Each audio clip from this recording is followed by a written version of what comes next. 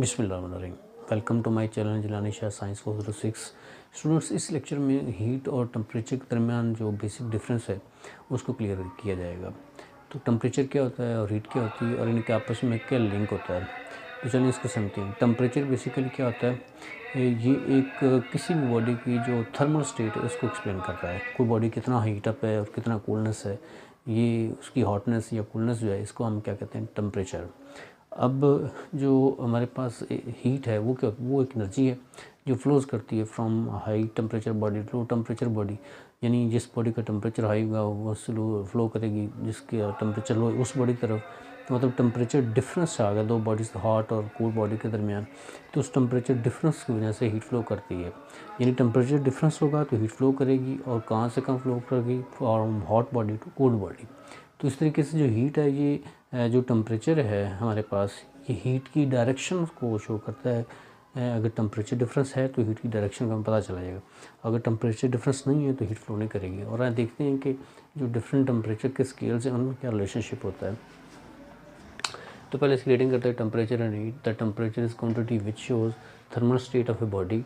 तो temperature is a degree of hotness और coolness of body. वही बात कि टेम्परेचर किसी बॉडी की हॉटनेस और कूलनेस जो होती है उसको जो है वो शो करती है, जो उसकी डिग्री है, कितना को बॉडी हॉट है कितना बॉडी कूल है। Temperature tells direction of the heat when two bodies of different temperature are brought in contact. So heat flows between two bodies due to temperature difference. When temperature of two systems come equal, then transfer of the heat stops and then it is said to body in both the systems are in thermal equilibrium. वही बात कि जब तब तक जो है वो heat flow करेगी एक बॉडी से दूसरी बॉडी के दरमियान जब तक उनमें टेम्परेचर का डिफरेंस है, यानी कि टेम्परेचर लो है दूसरे का ग्रेटर है। तो अगर उनका टेम्परेचर सेम हो गया, इक्वल हो गया, तो फिर जो हीट वो फ्लो नहीं करेगी, क्योंकि बॉडी दोनों जो सिस्टम या बॉडी जो है वो किस में आ जाएंगे, थर्मल इक्विलिब्रियम। तो थर्मल इक्विलिब्रियम जो है वो हमें टेम्परेचर के बारे में बताता है कि वह दोनों बॉडीज़ का टेम्परेचर जो है सेम है। तो हीट के बारे में बताता है कि हीट फ्लो नहीं कर रही। जब थर्मल इक्विलिब्रियम में दो बॉडीज़ होंगी तो टेम्परेचर डिफरेंस क्या होगा, ज़ीरो होगा और हीट भी फ्लो नहीं करेगी। अब देखते हैं इनकी जो स्केल्स हैं।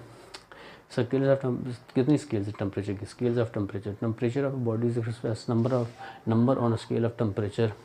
यानी जो किसी बॉडी का टेम्परेचर होता है वो जो टेम्परेचर मेजर करने के इंस्ट्रूमेंट्स होते हैं उसके ऊपर एक नंबर से शो किया जाता है।